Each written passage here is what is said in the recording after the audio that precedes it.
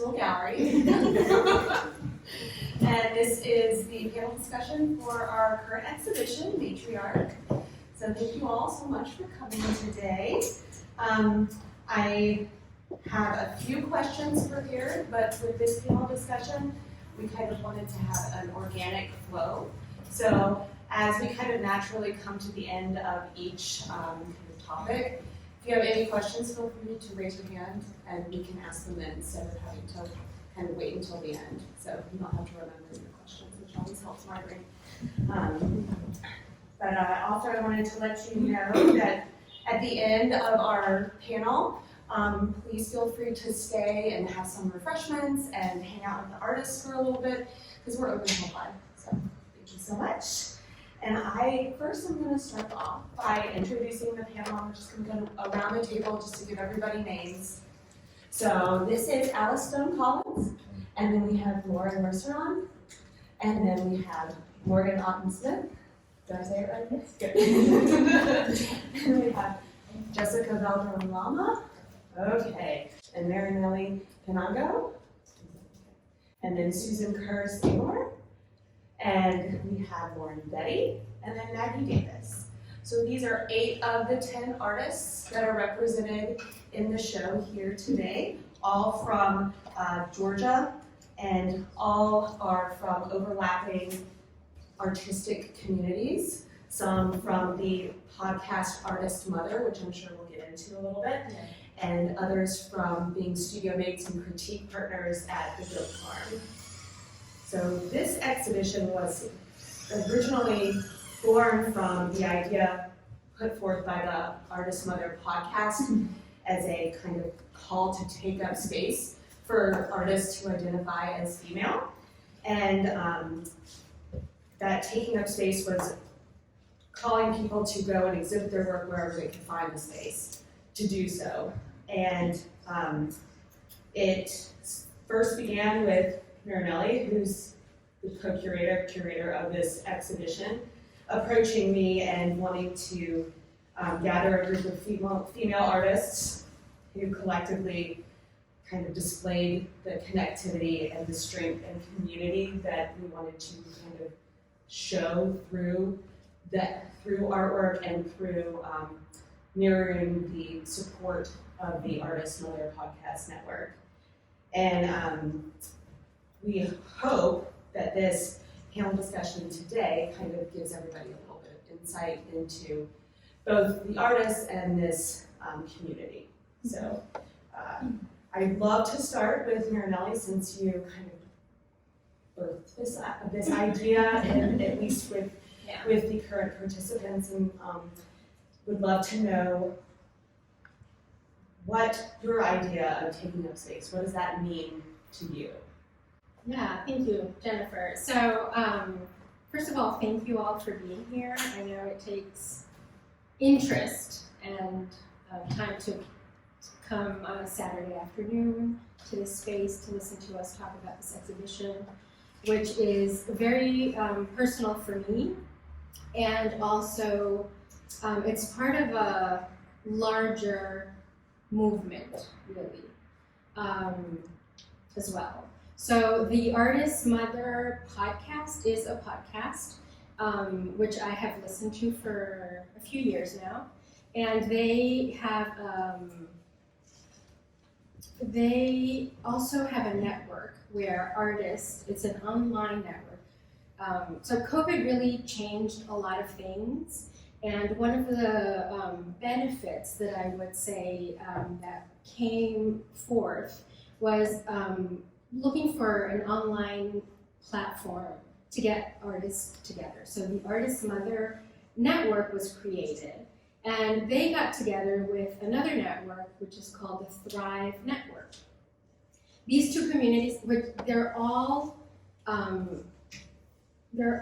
wanting to champion female artists in the art world. And that's because, in general, the representation of female artists has been,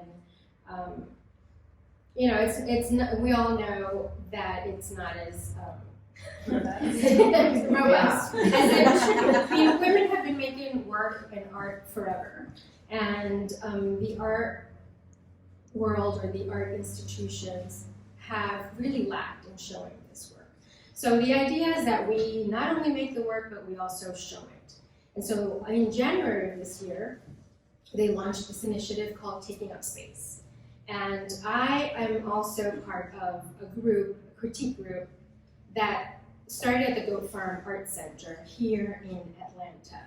And so I really think that and these are also women who have been supporting me and each other really for a very long time. And when this initiative was launched, I was like, well, I want to do it. And some of these artists, like the artists on my, I don't know, we sat in a way, so kind of the artists on my right are part of the artist mother community, and the artists on my left, and two of the artists could not be here, unfortunately, but they really wanted to. That's Karina and Linda. So the artists on my left, they are part of my Goat Farm community. So when I thought about bringing this initiative into being for myself, I'm like, because the idea was artists could do it individually. But when I contacted Jennifer, and the space was available, which was amazing, really, in the month of May of this year. So when I saw this space, I was immediately drawn to the idea of having a group show. And what better way to make this happen? Because it's the idea of community is very important to me. Just because I know that the community is what has brought me to this moment where my art is stronger and where my bonds are stronger as well within the Atlanta community. I'm not from Atlanta. I came to Atlanta about 9.5 years ago from Spain. And so the community is very important to me. And I contacted Jessica, who I didn't know, but I knew she was on the network, on the Artist Mother Network. And so she was very open, because I was like, hey, I found this space. Would you like to, are you doing the Taking Up Space initiative? And she said, yes. And I also, the Thrive Network community is not only geared towards mothers, but is also geared towards female artists. So I thought about having my Goat Farm group as well, and I asked them, and they were very open to being a part of it, and that's really how it came together. So Taking Up Space for me means having, it's like an art celebration of the works of these women who are part of these two communities and I really hope that we can do this in the future, and I just feel like this is an important step to remind the world, or the local community at least, first, that we're here, and that we make art, and we not only take up space, but we take up time to make our work as women, as artists. That's not always easy to do. We really have to kind of like grab it, and I'm happy to be here. This is just, that's what taking up space means for me. That's at least at the beginning. That's interesting. I've never thought about the fact that taking up space could lead to taking up time and all of that kind of embodiment around that.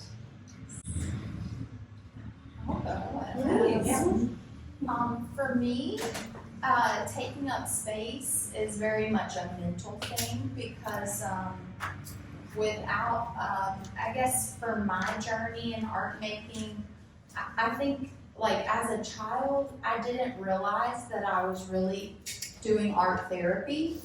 And now I realize that it's very much my therapy and my meditation. And when I don't make time for it, my anxiety suffers, other aspects of my life are not as strong. So realizing that even in the margins of my day, things can happen and progress can happen. And so like getting back to taking up space in my mind, you know, I'm not a gardener, but maybe some of us are, and it's like for your garden to thrive, you need to get out there and get the weeds out. Otherwise, those weeds are going to kill the beauty. So it's like, where do you focus? And so during COVID, I know a lot of people have these COVID stories, but mine was that I decided to treat my mental health the way I treat my physical health. And, you know, like take the reins and say, you know, this is where I want to be. I can't get there until I really tend to the weeds in my garden. And so for me, taking up space is learning how to snuff the negative thoughts and really celebrate the positive. And making that switch has really been transformational in my whole life, but also my art career. Anybody else have any different thoughts on taking up space? And what? Well, yeah, I'll say something, Yeah. because I brought the artist mother people with me. I did. That's great. Because I couldn't leave that. I didn't want to leave them either as well too. Yes. So I had joined this initiative as well in January, not knowing that Marinelly had taken it up as well too. We kind of met just before a couple weeks before this. Yeah, it was like really. Yeah, so we didn't know that we were going to be joining forces in this because I am also new to Atlanta. I've only been living here for like 3 years. And I had been part of the Artist Mother Network since before COVID, and I had my daughter, and I was trying to let art take up more space in my life as well too, because, well anyway. So, that's a whole other story. Yeah, so I just decided to do this in January. I was like, what have I got to lose? I don't know too many people here. I had found these women through the Artist Mother Network, and I opened it up to them. I was just going to do it in my home studio. I didn't really know where to do it, but I heard like it was such a nice thing because in the community, everybody was like, I'm going to do it in my garage. I'm going to do it in my basement. I'm going to do it for one day pop-up. I'm going to do it for, I've got 2 months in an actual gallery. So there was like the whole gamut of options. So it was really inspiring to see people doing it any which way and however which way. So I was like, well, I'm going to do it for myself. And I was like, and I got to offer it to the people that I've met in my community. So I heard, they were like, yeah, sure. I was humbled too because I was like, it's just gonna be my house. It's just gonna be one day. Like, I don't want to put my home address on like plastered all over. So, gotta keep some things.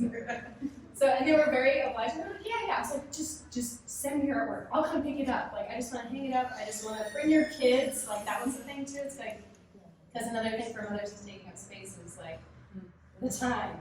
The physical space, the mental space, the emotional space, is all of it. So I just wanted to offer that for them. I was like, I'm just going to do it in May. Like if something comes along, I'll try and grab it. If nothing comes up, and worst case scenario, it's just in my house, in my studio for one day. And then, yeah, just like a couple of weeks before May, for this was going to happen, Marinelly reached out to me. And it's funny because I did try and reach out to her too, but I think I had like the wrong Instagram account or something. Like I tried messaging her. Yeah. So it was really meaningful for me to, and I know that a lot of times we're kind of like OTP too, so that was like another thing that we couldn't really, like it's a thing for us to get perimeter. Yeah, it's a thing for us to get like into the city, and I was like, well, I don't want to make it hard on anybody. Let's just do this and do it however we can, and with the resources that I have. So they were very supportive in that, and then and it was just like things just started aligning for us. Yeah. Like Marinelly and I had really good phone conversations here and there, and it was meant to be. So I'm really grateful for this opportunity. grateful to have you here, all of you. So, one thing I would really like to ask, and this is not in our kind of like initial discussions, at least not phrased this way, but is gender identity important in your artistic process? Is your identification with your gender important at all? Yes. Awesome. Not, Yeah, definitely. Yeah, I'd like to speak to that a little bit. I think, the work I chose to show here had a lot to do with my womanhood, feminine identity, I think. And I chose it for that reason. I think as a woman, it's almost impossible for it not to be within your work, and for me it is, I should say. And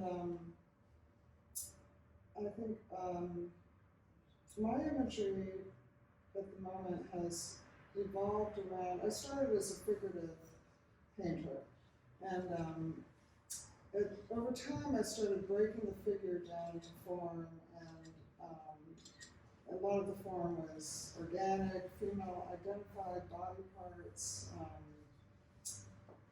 eggs, and I'm showing some of that work here. So I guess my point is that for me it's impossible not to be affected by being a woman. Yeah. Maggie, you have anything? I'm the outlier. I loved your answer. That's what made me kind of think of that different way to phrase that. Yeah, I think,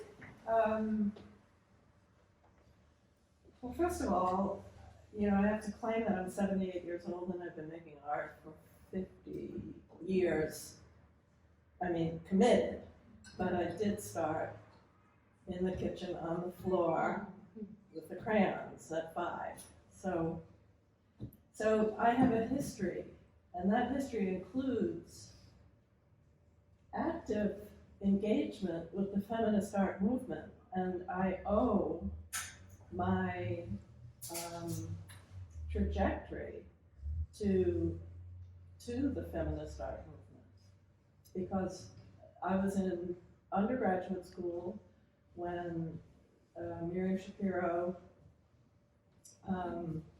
was starting Woman House in California with Judy Chicago, and I was well aware of it and excited about it.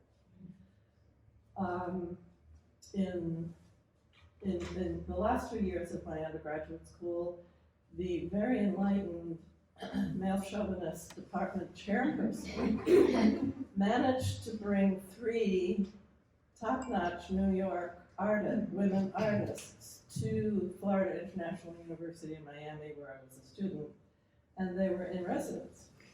So I got a dose of the real thing. And one of them, Jane Kaufman, started consciousness-raising groups for the women in the art department. And it knocked the socks off of who we thought we were. So that was the beginning. And identity as a woman was so apparently needed that I needed to claim that identity. But what did that mean? And this is where the struggle started. Because Woman House, which was the sort of the emblem of art making to claim one's identity, gender identity, tackled a lot of feminist issues. And I didn't find that I had the temperament for that.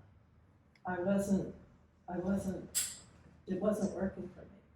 So I just stayed on my own path, but I took the lessons and I studied with Miriam Shapiro. She was a resident artist at Kent State when I visited there for the Blossom School of Painting, and then we became friends.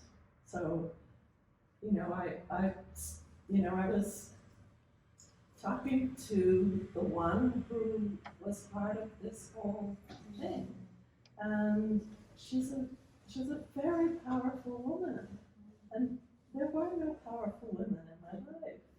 And suddenly, I saw a way to be. So, so while today, at 78, gender issues are not important to me, it is not lost on me that women artists are still up against, I don't know what to call it anymore. You know, you go into the museum and you count who are the men and who are the women, and then you get your answer. There have been huge changes as a result of the feminist art movement, and you are why we're here, because you're standing up for yourselves, and I'm incredibly proud of what women have accomplished over these many years. It's 50 years in terms of taking up space. Yeah, and standing for who you are and for what you believe.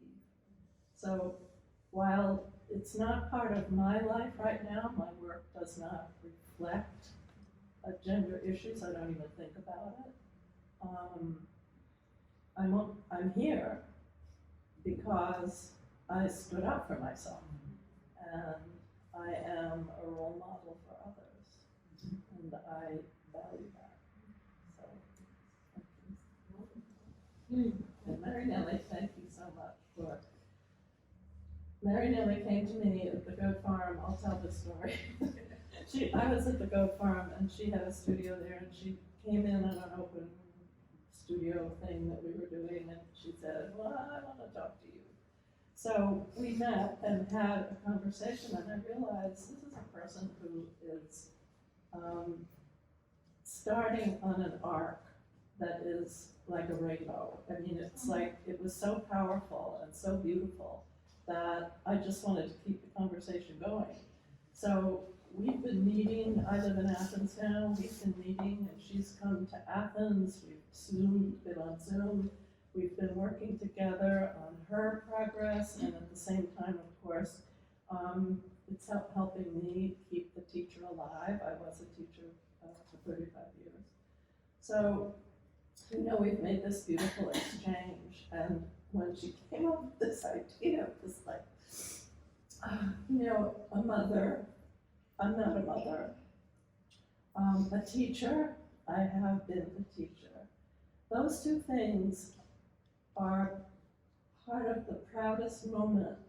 And, you know, it's the giving away. It's the gift. And I wrote that in my statement. Giving it away so that it can live. And that then you give that away. And that's what Marinelly has done.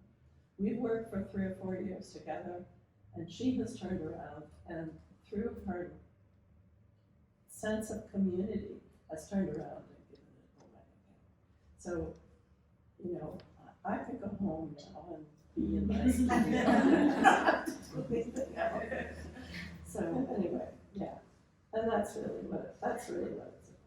It's a building of a chain. Yeah. Just the continuous adding of links to connect people. That's right. Yeah, and I want to speak to that because Maggie, I came to her because I was starting on my art journey, and I needed really someone to critique my work. I feel that that's very important, to have people as artists, to have someone look at your work and critique it in an objective and knowledgeable way.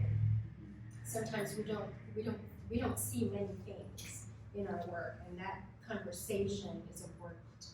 And so I came to Maggie, and why I wanted to link this with what Jennifer was saying about, you know, just that chain, because afterwards Maggie connected me to the artists who were at the Goat Farm critique group. So they had a group together, and she was leaving the Goat Farm to go to Athens, and she linked me to the artists in the Goat Farm, and really they have also been an immense help for me, and also not only help, but just a community. And in understanding that looking at active artists speaking and making their work and working through problems and working through questions and me observing that process as well has helped me a whole deal. I feel that as an artist, we need us to be isolated in our studios to create, but we also need to open it up and have a conversation with other artists as well. So she connected me to the Goat Farm artists, which I am immensely grateful for. And then, you know, I'm a mother artist as well, so I plugged into the artist mother community, and then I met these other women who I have that other aspect of myself, which is motherhood, early motherhood, which is a whole different thing from having adult children. And these women understand those challenges as well. So it is like this whole arc of us being here together. And it does feel like a chain somehow, a link, and I am really happy to be part of that chain, okay? Because what I give, these artists also give me, and it's very rich. So, yes. I'd like to add to that, and we've also, with the Goat Farm Critique Group, I mean, and Marinelly is a perfect example. When I first met her, she had a studio across the hall from me, and actually Maggie Davis had a studio up the hall, and I would go and knock on both doors. But I watched her work start with these small, very small pieces that were cutouts of paper. Of course, the studio started talking.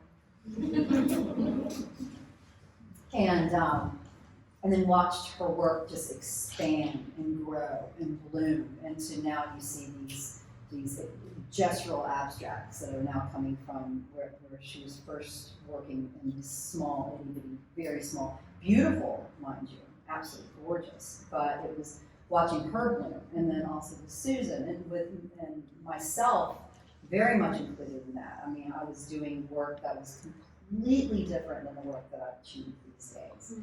And that, you know, I can lend that to where my changing location, I moved from downtown Atlanta to out to the country in North Georgia.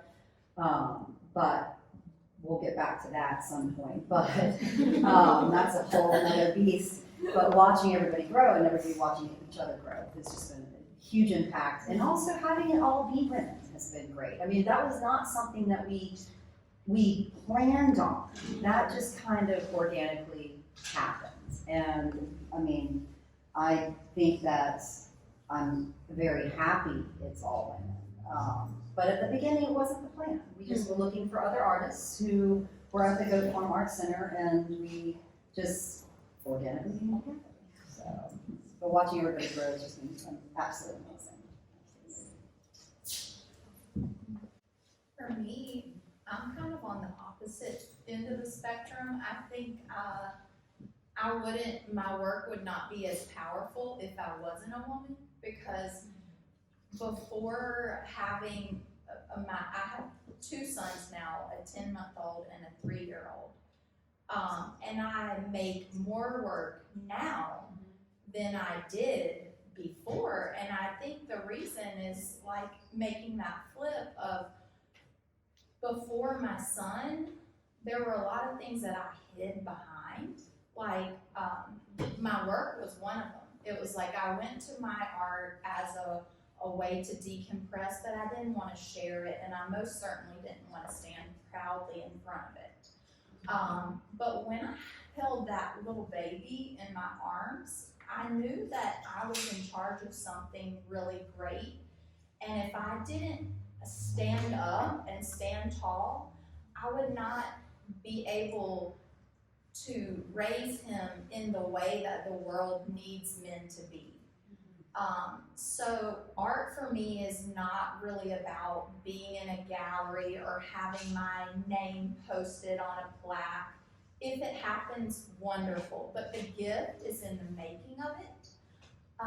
So I think things will fall into place if they're meant to be, but I'm right where I want to be with those kids and making art during their nap times or in between classes at the public school. I'm happy there, and I think, you know, we always need to push our boundaries, but I think none of us come to this for making money. It's because we don't feel good in our skin unless we have our hands in something, like, and we're so I don't know if I'm talking circles, but I'm on the other side. I'm like, I'm glad I'm not a man. I think I'm doing good in this skin. I think that's not recognized, you know. So I think, I don't care about all the fame and fortune. Well, and as somebody who also has kids, but I have two girls, they're 10 and 7, and so going back to your very first question about taking up space, mine is a very purely physical, like they need to see me taking up space. They need to physically see me saying, I'm gonna be here and I'm gonna be making this and it's gonna take over the kitchen table or it's gonna take over the floor, and not saying, because when they were little, yeah, I used to work, but they don't nap anymore. So there is no like doing anything when they're not involved. And I think too, going back to the question of identity, I also want them to see themselves in my work. And I think that is why so much of the things that I do have pieces of them in it. I'm not a figurative painter. I haven't for quite some time, but there is a presence of a figure or a person there, and so much of it is things that they have left behind, or sometimes it's even things that they have taken photos of that I find on my phone later, or the things that I'm really annoyed at that I want to like document and say, don't do this again. Like it's just like that's part of my process, and I think that they love this piece because I brought them to the gallery to see it a couple of weeks ago, and they'd seen it in my studio but had never been all up at the same time, and them just being able to point out that that was my daughter's bounce house for her birthday, or that that was the pool toys that I complained about having to get out of the pool every night. So I think it's important for them to see me physically doing the work, and it's also very important for them to see the finished product. And I wish I could say that I made more work before I had children. I mean, since having children, that's not the case for me. So, but I managed to definitely carve out that time because I think it's very important. So. I would say I'm the same. I've made more work since having children than I did before. And I think it's not necessarily like related to them. It's more that I've just like decided or like taken up the space in my life to be like, this is what I want to do. So there's no more halfsies. Like I'm not gonna halfway do this and halfway do this. Like I'm going to be an artist. I'm going to make the work. I'm not doing a hobby. Like I am an artist. And going back to your question about gender identity, I was thinking about it since starting this Matri-ARC thing and thinking about my personal history and like looking back at my work since 2014 when I can identify that I started a practice was in 2014, and then I was doing, like you mentioned, I was doing like body part stuff. I was doing very like anatomical drawings and things. That's what I did in college, and that's what I carried over when I decided to do it more seriously. And I look back and I was like, what was influencing those was like old histories about witchcraft, healing methods and things, and like, oh, there's women in that. Then I would move on to thinking about, like, well, after I had my children and like I was able to start a craft, I was a potter for a little while in the middle. Because I'm a teacher too, so like I took a job as a ceramic teacher, so that shifted everything, and I was just doing ceramics. But then I went back to painting, and I was doing these big flowy, after I had children, I was doing big flowy, like space, universe looking like blue things, because I was thinking about like, I made children, like I am the universe, like I am life-giving. I was like, so I was making these like really powerful motherhood things. And then I shifted again, and I was like looking at more into like obscure histories about like wise women and more just like natural healing methods. And it's not like I'm even a natural healing person, it's just I was interested in this history. I was like, oh, these were women, this was women. And then I started looking into textiles and I was like, oh, these are things done by women. And that's what's influenced my work now, is very more textile look, is like more simplistic line and section. But everything that I have been influenced through the last, how's that, 8 years now, has been related to not just my identity as a woman, but womanhood throughout history. I liked when you were responding to the questions via emails. Yeah. I really liked what you said about women's work and trying to kind of taking back Yeah. women's work as being part of like the textiles, and then taking that back in your work in painting. Yeah. And since then, I've taken up embroidery, so more women's work. Yeah, I have a farm, and I don't have any kids. I have a stepdaughter, and I've got grandkids, so I get the best of it all. But I've taken on goat kids, chickens, ducks, horses are coming soon.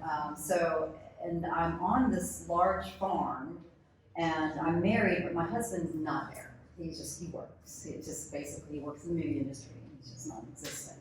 So I've had to figure out, there's a matriarchal flow that happens on our farm. I mean, it's like I care for these animals. I mean, the critiquer understands, the sunrise, I'm there because they are all cooped for the protection.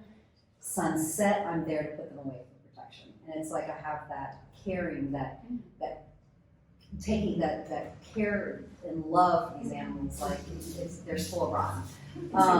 But taking on a farm on my own and figuring out how to do it as a woman alone on a farm has been a lot. I mean, and I am kind of in the middle of nowhere. It's pretty spectacular. I absolutely love it. And with those changes, that's where a lot of my art changed too. Is when I first got the studio, I had no running water, and I had all these buckets of paint I was watching myself dump this water into the ground, and I was trying to figure out, and I'm kind of going off the nature of I'm realizing, wait a minute, free flow. So the paintings that I was doing when I was living in the city were aggressive. There's a lot of space, a lot of raw canvas, it's like almost like a spot on a large raw canvas, because I was needing space so bad.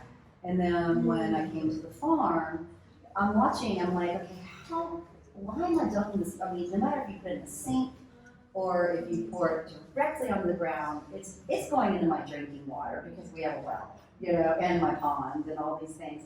So I started soaking up the water or first straining it through cheesecloth onto rocks and sand. And then I'm like, that's interesting. I have this fabric that's got color. And then I started soaking it in with taking just cotton or t-shirts and just soaking all the paint pigments up into the fabrics. And then so it's almost like invention is the mother of necessity in a sense, because I didn't have anything to wash my brushes or anything. And now I do have running water now, though, which is very exciting. It was a game changer. So these fabrics that came from me trying to care for the environment, be a mother to my animals, all these things ended up on the canvases. And so your environment is such an amazing effect on your process, how you do your work. I mean, even if it's what you're putting in your paintings. If you're trying to get the floats out of the pool, if that's how it's, you get all the way down to soaking up fabrics and then actually utilizing those as your new medium for your artwork. Yeah, I think that's great too, that you kind of made that discovery. I think it was something that I had to I was very self-conscious about the fact that I was a mother for a very long time. And I felt as though work, and because if you have kids, you know that they kind of, like your animals do, they dominate your schedule, they dominate where you live. You're obviously not going to have those you know, horses and chickens and like, you know, in downtown Atlanta. So again, we live in the suburbs, and I was very self-conscious about that, and it was this, like, how, because I have always made work about my surroundings, so the fact that I was living, you know, in these like cookie cutter houses and, you know, having lawn care and, you know, HOA meetings, it's just like, you know, like, despite having to like navigate all this, I was like, nobody cares about work like this, but then I was like, well, yeah, actually they should, because this is like 80% of America, so they should, and we need to kind of also comment on the problems of suburbia and why the suburbs were created in the first place. Yeah, so all of that is filtered through the work, but I also think it's like I had to embrace it. I had to say, okay, I'm going to document that I'm on this like, you know, white picket fence journey, and you know, we're okay with that for right now. Like it's just, so yeah, I totally feel that about just having to kind of make it work because you are so heavily influenced by your environment. You can't be someone that you're not. Exactly, Yeah. but it developed like a conceptual identity. Like I finally had an identity. When I was floating around in Atlanta, I was grasping to, I would see other artists and their authenticity was just, I was just craving that authenticity. And when I found myself on the farm, it happened.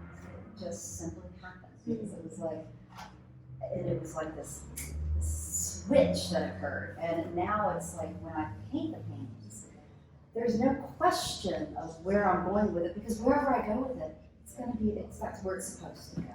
It's not, there's no thumbing through Instagram, seeing what other color somebody else used, because I really don't know what to put on that spot, you know? That's a slippery slope that I ain't going down either. But when you get that visceral, that gut, that just, it comes from your soul, and all that comes from not only being a mother to these animals. I mean, and that's what I can identify with. And Maggie has always said, she's like, even when you're cleaning the stalls, when you're tending to your gardens, it's all part of your art. It's all part of it. So when you're changing diapers, or when you're, everything is all, and I think that what we do as women, that's a really good way to live. We could look at it that way. Like no matter what we do, it is shown. And I think women are not allowed to be authentic, like that kind of work, caregiving, in whatever respect to whatever teaching, it's not regarded as something to be hung on a wall and honored. yeah, It's honored, expected. revered, like, yeah. It's expected, it's not. Yeah. So I don't want, you gotta change diapers, I don't wanna see it. It's like, but we're not allowed to be authentic. So what this is us being authentic and showing our authenticity and letting that take up space, not authenticity. I think that was really good. Very authentic. Yeah. I'd like to say something to that because as artists, we're really always responding to our environment, and the work is asking questions. We're having a dialogue. I come back to this idea of the work being sort of a place where we can spill questions, and the work will kind of help us process these questions that we have as women. And when you asked that question about being a woman, I clearly, I came into this world in a female body, and that is something that shapes my experience with the world and with other people, because people see me as a woman. And so that has shaped my experience, my lived experience, and that's clearly, part of what I'm inquiring through the work as well. Because there are spaces where being a woman really doesn't matter. What matters is being a human being in this world and all of the things that we're exposed to. So, and I feel like this exhibit really presents so many questions of us as being women and being in that experience. Like Linda's work is it's just like we have the range is wide because our experience is not only responding to us as women or mothers changing diapers or taking kids to school, which is also part of our experience, but it's also asking other questions that have to do with the human realm, which we clearly are a part of, and that's part of the conversation with the work as well. Like me as an abstract painter, I try to, I've come to layer my work and kind of try to express the difficulty of even explaining, who I am, because I'm made up of so many layers of experience. Okay, so that idea of just being a mother, not just being, but being a mother is one thing, and then being an artist is another thing. Being a wife, a daughter, a linguist, because that's what and being born in a country, I'm from Venezuela originally, having been, lived in Spain. It's just like it's I can't even. It's a multiplicity of experience. And so when we talked about the arc of time, because this exhibition here is presenting us now, what we're doing now. And some of us are in the earlier stages of our career as artists, and some of us have had that range already of experience. And so what you see here is where we are now, which doesn't mean it's just a photo of where we are. And that's why I love the idea of the arc of time, because we've also, my work is not going to be where it is now in 10 years. I hope it's changed. It's going to change somehow, I'm sure. So, coming back to this idea of identity is that's really something that is for me. Yes, I'm a woman and I experience the world as such, and people see me as such. So people respond to me in certain ways because I'm in this female body, but I am so many other things as well. So this idea of just this is a photo, like Alice was saying, she's responding to her environment now, and Lauren too, and all of us. And I think that's really something that I wanted to mention because it's part of the idea of this exhibition as well. Yes, maybe being in this experience now will affect the output of your work at another day. It's wonderful.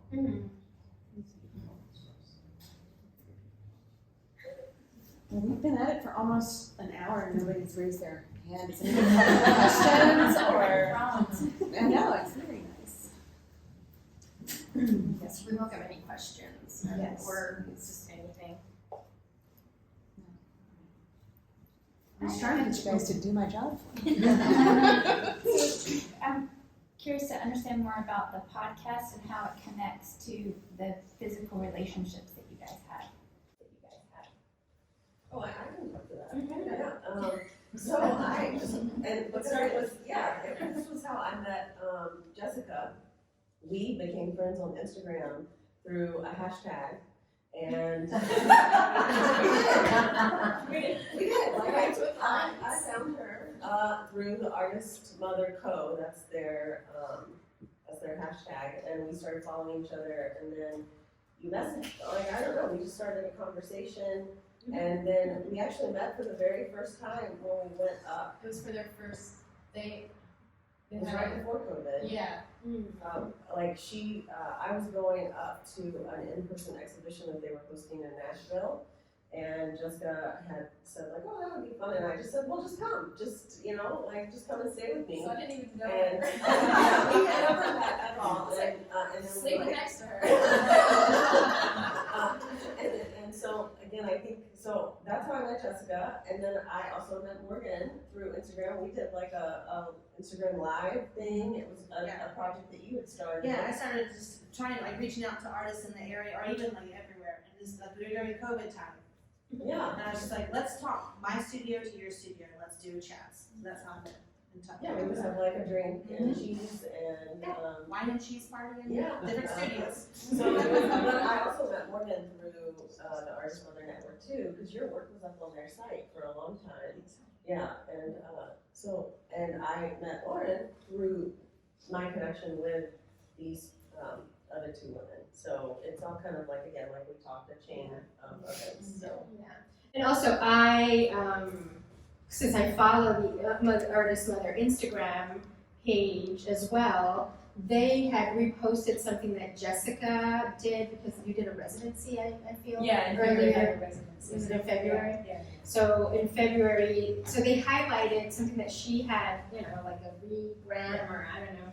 And then I realized for some reason that you were here, that she was local. And I'm like, that's what kind of like, I was immediately thinking of, because I was thinking of the Taking Up Space initiative, and I'm like, oh, I'm gonna contact Jessica, who is local, and so that's how we connected, and then she connected me to these other artists that are also on it. It's a beautiful network, if anybody's. Yeah, it really is. And it has joined with the Thrive. It's now called the Thrive Together Network. So it's all female identifying artists, and it's incredibly supportive and encouraging. Not just mothers. It's Yeah, not we- just they've mothers. joined together with, Yeah. Thrive, right? Yeah. Is it, And actually, that happened as a result of the Taking Up Space initiative. So the person who leads the Artist Mother community and the person who leads the Thrive, They're the Thrive network, they're friends and came together and launched this initiative for women, for female identifying artists. And now, because of this initiative is global. It's 60 plus shows. Yeah, and all over the world, really. I mean, in Europe, and I don't really know what countries, but anyway, they realized so their new, I'm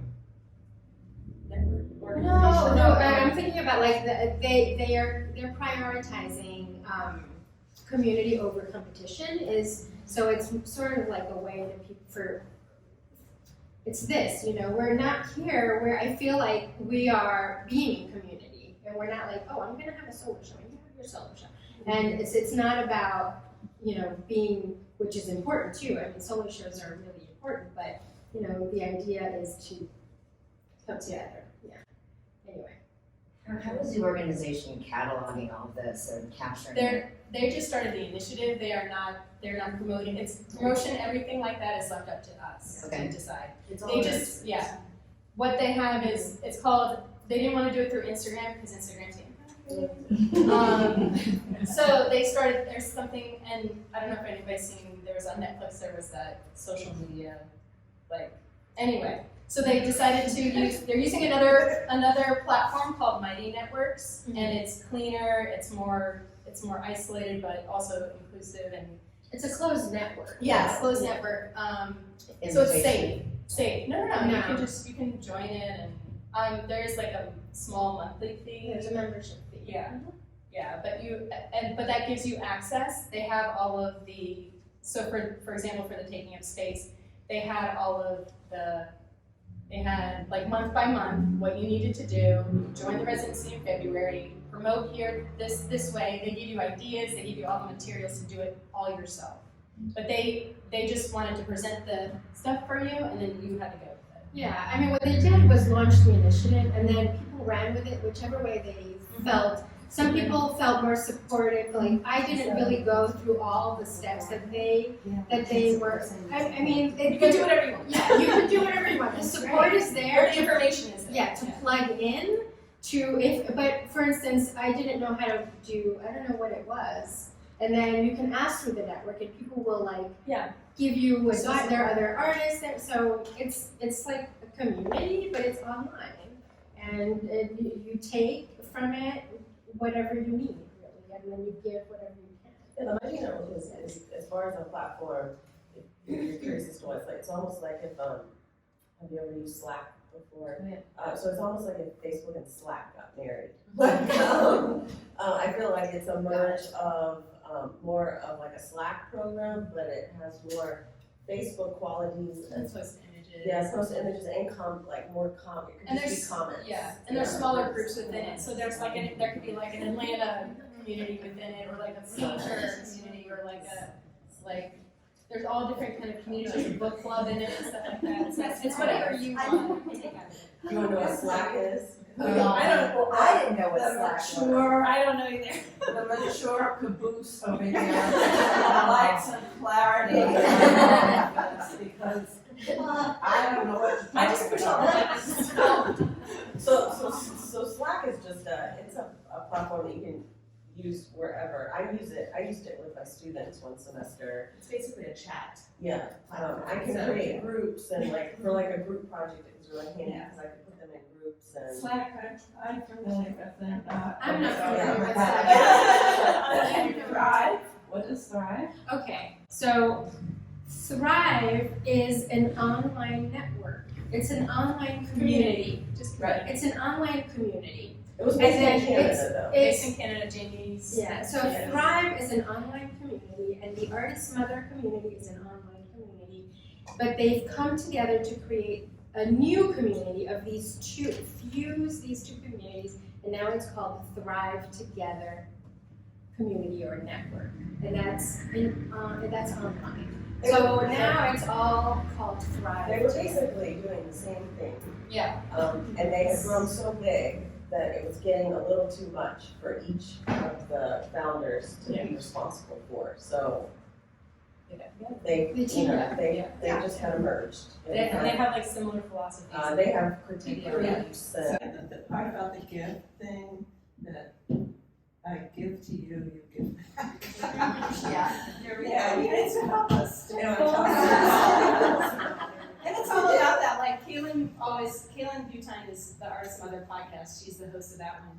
But I think it was a female soccer player, but she had this image of the ladder. So it's like women climbing up the ladder, building the ladder, and then bringing people up with them and holding hands. You pull me up, I'll pull you up, and we get through this bull crap together. That's basically it. Yeah, and that's It's all grassroots. Yeah. They want local. I have a feeling that in the future there'll be local chapters. They encourage people to get together physically and like this. And if you listen to them both talk about it, I think both networks came out of the idea because of a lack of community, which is how this whole conversation started. Kaylin was living in a very rural area. I think Jamie was at a point where she just wasn't getting the feedback that she wanted from her work, and creating the communities where they could have active conversation within the places that they were. So yeah, when I came to the goat farm, because I also live in the suburbs and feeling isolated and feeling like I needed to be with artists because artists need to be with other artists.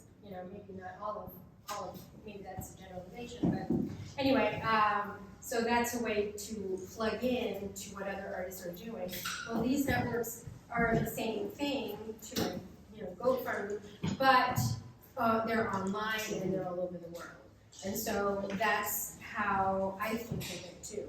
These are online communities, and I don't know it's hard to kind of create a connection really with people that are online and kind of everywhere. But one of the things that these networks organize are, in my case, I've never done one of the residencies, but they have programs. She was a mentor. They have programs that you can join as a member. And so one of the programs is the critique program, and I've joined the critique program, and it runs for I guess it's 4 months. I think it's 4 months. And then they also run a residency. You can go to the residency, and that's really how you meet the people.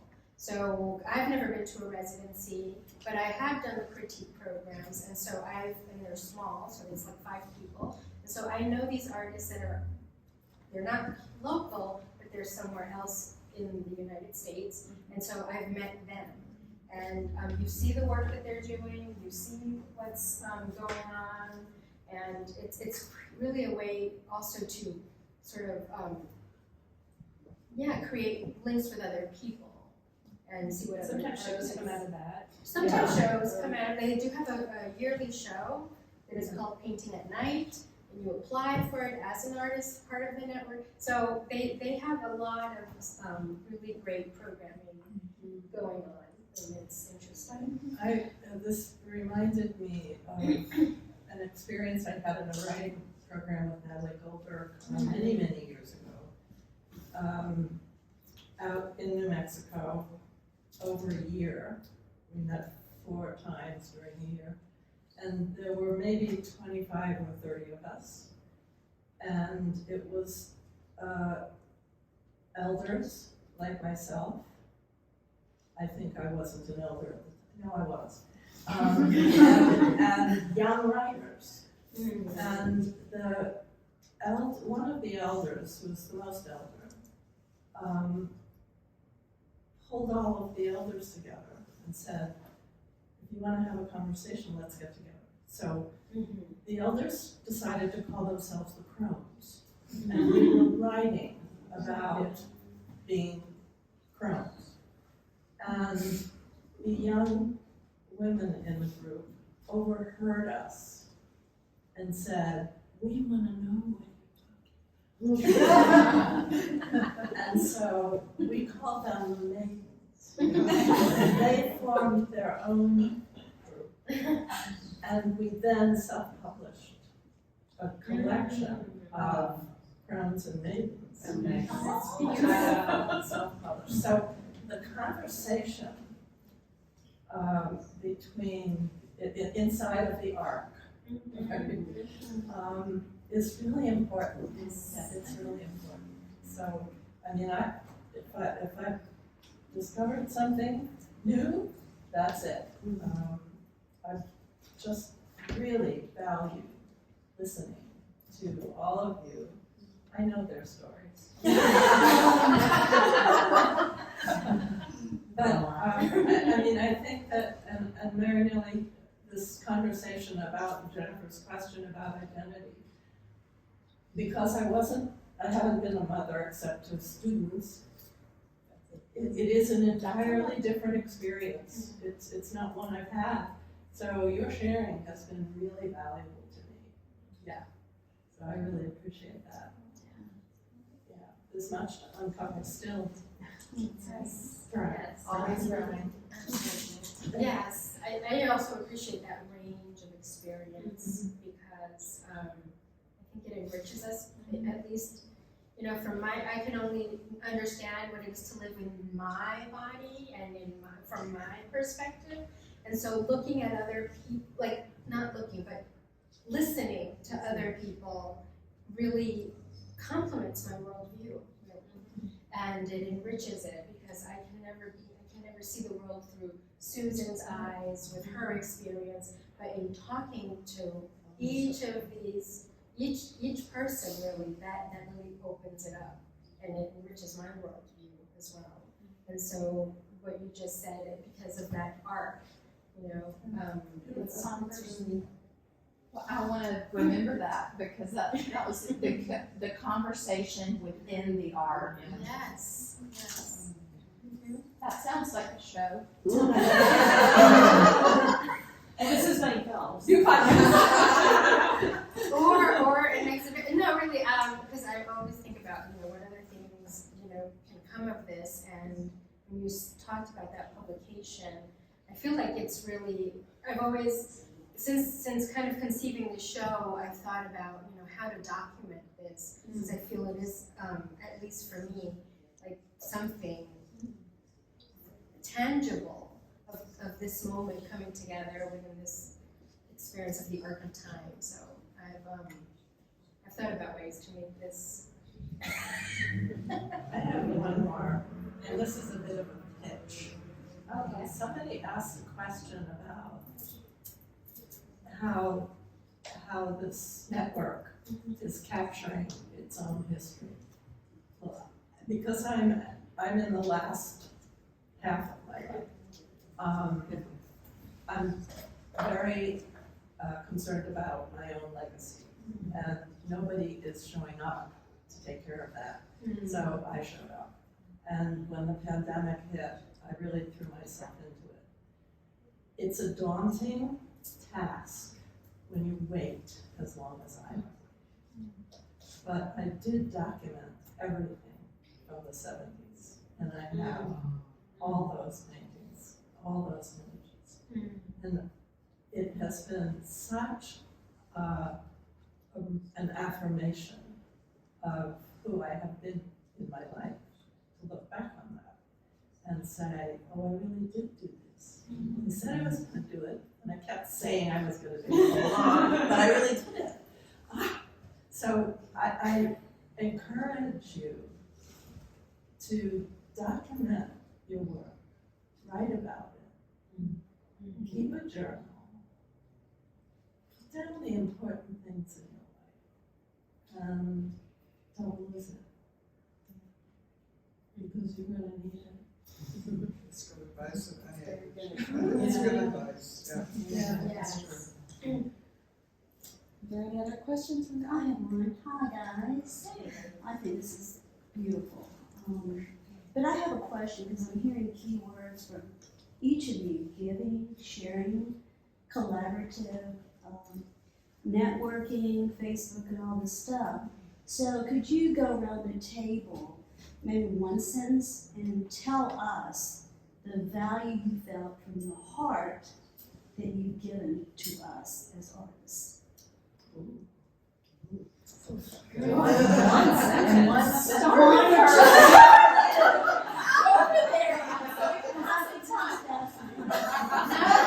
She's got it. Can you just repeat that one more time?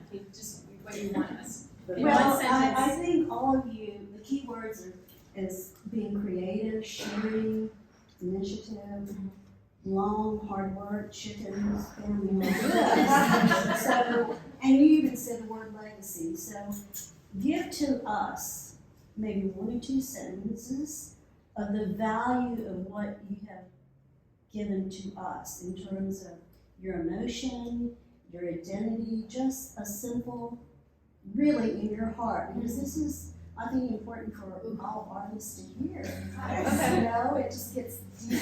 I'm sorry. If you could do that for us, I'd love to hear your feedback. I will. I mean, I will open my mouth because there's a lot of words coming out. The statement that I wrote talks about who I am as a gift to the world. And the way that shows up is through my work. And my work answers the question that Heidegger posed. What does it mean to be? Why is there something rather than nothing? And who am I inside those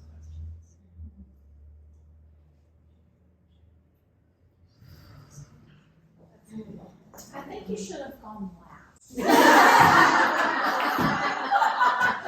because I'm sitting next to her. I didn't say one before I went home. Can we end on that? I think she just said exactly what I was thinking. I said, I think you just expressed exactly what I was thinking. That was beautiful. It was beautiful. It was beautiful. I'll try, I can't follow that, but mine was very simple. The thought that I had is, you know, when we look at what's going on in the world right now, everyone is like in their own little bucket, doing their own thing, and that's the best thing, right? Artists don't think that way. We always want to see what's going on in all the other buckets, and we want to absorb all the information because we know that each one of these people has walked a different life, and they're rich, and we learn more when we are around people that are different than us. But when you look at society, we all want to kind of stay in our own little pockets, but that's not how we grow. So that would be the gift that I would say is to stand beside someone that doesn't look like you or doesn't act like you, and and soak it up and just savor it, because the next step you take is going to be more powerful and more strong because of that experience beside that other person. Okay. I need to go, because I'm gonna start crying. Similarly, what I got out of this and what I hope to and what I want to pass on from this experience is I had to give myself permission to show up for this. And I couldn't do it myself. I had a lot of people supporting, whether it was, through some weird online network or physically. So I was given permission to tell my story, and I give you permission to tell your story. And I want to hear your story, and I want you to be able to share it with the world. Yeah, I don't have any quotes memorized. But the book Hold Still by Sally Mann, she talks about the intensely seen eye, and how specifically when she had kids, she lost her intensely seen eye. And I definitely experienced that. So no matter what's going on in your life, because I know we all go through crap, and sometimes it's good crap, and sometimes it's bad crap, but it can impact us a lot. And so first of all, allow yourself permission to just kind of get through it, but then always know that it's never too late or you've never lost it. You can always get your intensely seen eye back, and it can start working again. So I think that's important. I'll go ahead and do mine, we'll just round this table. I think for me, I would want people to get, or to gifted with the permission to acknowledge that what you see is not all that's there. Because like I do have a more simple style, and especially these pieces here are the simplest I've done in like my whole career, but you don't see all of the work that I put behind it. You don't know that when I painted those stripes, I was reading about, what I was reading about, the intentions that I was setting in my work, and like how those colors impacted me and how I want them to impact you. So like, even though the work might appear simple, there's always more going on. And it's the same way when you meet somebody, like you think, oh, they flicked me off, they cut me off. And it's easy to get mad at them, but you don't know what's going on with them. So it's like always, this is therapy talk. But you always gotta think that you don't know the other person. So it's like also, like, you don't know all the stuff behind the art that you're working on.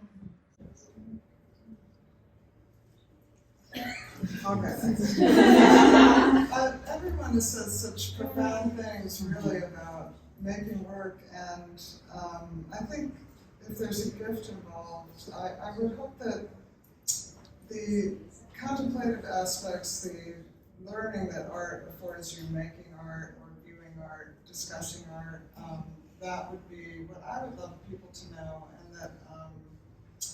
and that we're manipulating paint over and over again, year after year, it's a way to understand yourself, and I would hope that people would find hope in that might want to find an activity that lets them do that. I don't know what I'm saying exactly, but it is definitely an introspective practice.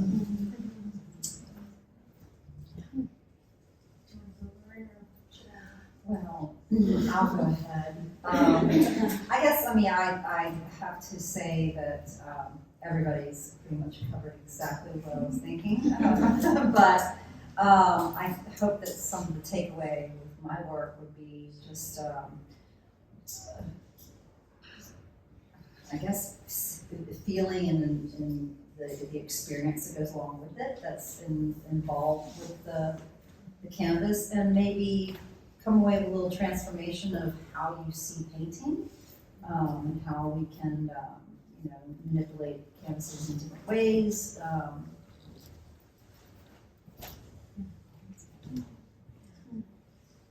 So thank you for your question. I think it's a really beautiful question, and it's made us have this conversation and really think about these things that we don't necessarily, they're kind of like here, but, verbalizing and having to actually